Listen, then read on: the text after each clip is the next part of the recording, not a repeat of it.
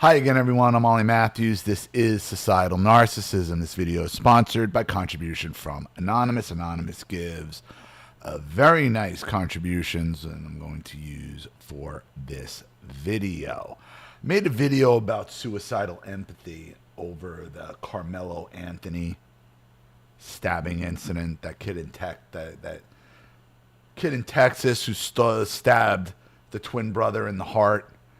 And then the father came out with his suicidal empathy, said this wasn't about race and forgiveness, and Christ forgives T-shirt, just complete and total suicidal empathy. And this is a pattern that we are seeing now. This is a problem because this is what these abusers will now do to you. Talk about the ultimate F you after you're dead is having your abuser then speak for you to forgive your killer. I got a couple of examples here that are just freaking mind-blowing. Man pleads guilty to killing 82-year-old Home Depot employee. The victim's family didn't want him to go to prison for life. Terry McMillan was sentenced to 8 to 10 years for the 2022 death of Gary Rasor, 82. Rasor died a month after being shoved to the ground while confronting McMillan, he was a shoplifter. He was shoplifting power tools at Home Depot. He suffered multiple broken bones from the fall. McMillan pleaded guilty to voluntary manslaughter and common law robbery. The DA said Rasor's family was not seeking a life sentence. Our sincere hope, as my father's would be, that McMillan used his time to rehabilitate so he can come out and be a productive citizen and re-engage with his family and be a father he wants to be. That's truly what we want, said Jeff Rasor's Gary's son. And again, these people will then speak for you and forgive your murderer.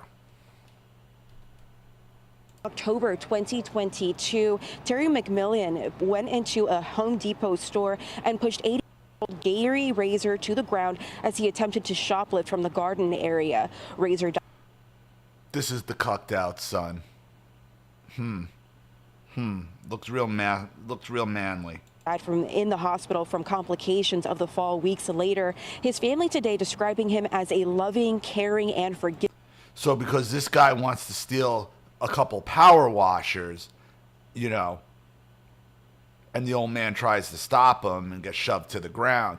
This is why you don't have non-loss prevention people trying to make apprehensions, because things like this can happen. But shame on Home Depot. I mean, this is where we are with the whole shoplifting epidemic, where people will get killed and people will get hurt because you have allowed these people to run roughshod and they know they can get away with it. By and large, the only way to stop this guy is to tackle him, wrestle with him, cuff him, drag him back to the office, and call the cops. That's it. That's the only thing that stops this. Giving man. They say he never said a bad word about the man who pushed him to the floor. McMillan is now sentenced to a maximum of nearly 10 years in prison. October. So because the father never actually said anything bad about him, that means that he shouldn't go to prison for the rest of his life. For shoving and not even looking back, no concern, because he wants to steal power tools. I know the mentality of somebody who does this. I dealt with this mentality over and over and over again. You don't forgive them. You don't. They don't want it.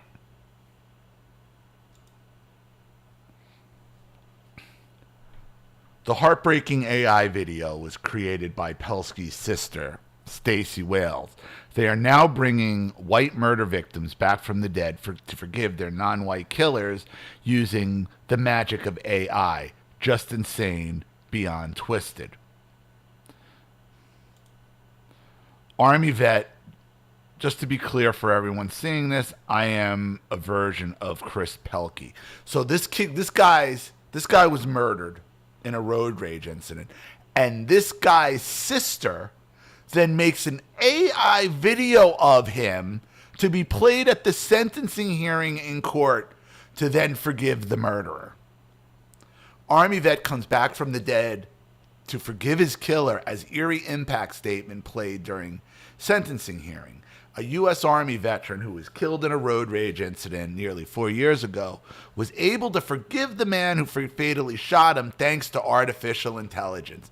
Christopher Pelkey, 37, was shot dead by Gabriel Paul Horakadis while he was on his way home from a church softball game in Chandler, Arizona on November 13th, 2021, according to an online fundraiser. The other story was Arizona, too. There is something with Arizona where everybody has gone crazy. Horacidis has since been found guilty of Pelkey's manslaughter, but he was sentenced. But before he was sentenced, the court heard from an AI-generated version of Pelkey himself. The heartbreaking AI video was created by Pelkey's sister, Stacey Wales, who felt the shooter needed to hear what the Army veteran would have told him. How would she fucking know? How would she have any idea what her brother was murdered would say to the guy who shot him? How dare these people? How dare you? To Gabriel Horacidis, the man who shot me, it's a shame we encountered each other that day in those circumstances, the AI said, according to Fox 10. In another life, we probably could have been friends, it continued, noting, I believe in forgiveness and in a God who forgives. I always have, and I still do. I like the first comment, bring back Holocaust victims as AI to forgive the H-man and the Nazis. Why isn't that okay? If this is okay, why isn't that okay? Why isn't it bringing back? Why is not bringing back bring back Abraham Lincoln? Say, yeah, it was cool. John Wilkes Booth shot me in the head. That's what they would have said. And all this shit. This suicidal empathy only works one way. It only goes one way because it has a purpose. But I'll tell you this, anybody who follows this channel for your personal stories and your personal life, this trend will catch on. This trend will catch on with this AI thing. Now imagine after you're gone, God forbid, you leave this earth before your abuser. You leave this earth before your abuser. Now your abuser has the ability to set up some kind of AI video of you forgiving them, admitting to them, doing whatever they want to them, setting the whole fucking narrative. That is why channels like actual real people like me who do this work and channels like mine and getting your story out there publicly is so fucking important. Because once you're gone, they'll go and they'll try to change the narrative. And now technology is going to allow them to do it. Imagine your abuser. Imagine your abuser. Don't think your abuser wouldn't do this to you. Don't think your abuser won't do it to you while you're still alive. Think about it. If they can create an AI version of you to say whatever they want, why wouldn't they? That's why it's important for you to put out the real versions of your abuse.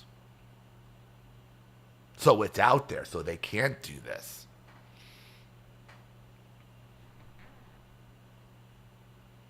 Before this suicidal, not let suicidal empathy take over and destroy you. Because this is exactly what these people are capable of doing. They see this, your abuser sees something like this, so you know what, I can create X, Y, and Z and make you say and do whatever you want. And once you're gone, and God forbid, your abuser outlives you, you better believe this is going to be the new trend. Oh boy, can they. Oh boy, could they. Now, that goes both ways as well. I mean, you could always make an AI video of them confessing to you. A lot of possibilities with this. But do not think that this cannot be turned and used against you by your own abuser for whatever reason, to get you to say whatever they need you to say. This is why it is so important that you get your story out there. Otherwise, people like this, they will never, ever, ever stop trying to gain the advantage over you. Even in your death, even after you die. So you better make sure your bases are all covered. So I'm going to leave it there. Thank you, Anonymous, for all your support. I really do appreciate it. Thank you to everybody watching. Please leave any opinions in the comment section below. And again, if you want your story read on the channel, you have a topic you'd like me to cover, something you'd like to expose, you'd like to set up a Skype, a phone call, have a private video made, you'd like to sponsor a video like this for someone who needs help and can't afford it, or just make a contribution to the channel in general to keep it supported, growing, and successful, because this channel survives 100% on contributions from all of you. Without you guys, all this goes away. So if you like what you see here and you want to see more videos like this, you know what to do with either the Cash App, Zelle, PayPal, and email links in the description box below. Also, please like and share this video wherever you can. Subscribe to my channel if you haven't, and be sure to click the subscription bell to be notified of all my video uploads. Also, be sure to subscribe to both my channels on Rumble. Follow me on X and Telegram as well. I'm Ollie Matthews. This has been Suicidal Narcissism. Take care, everyone.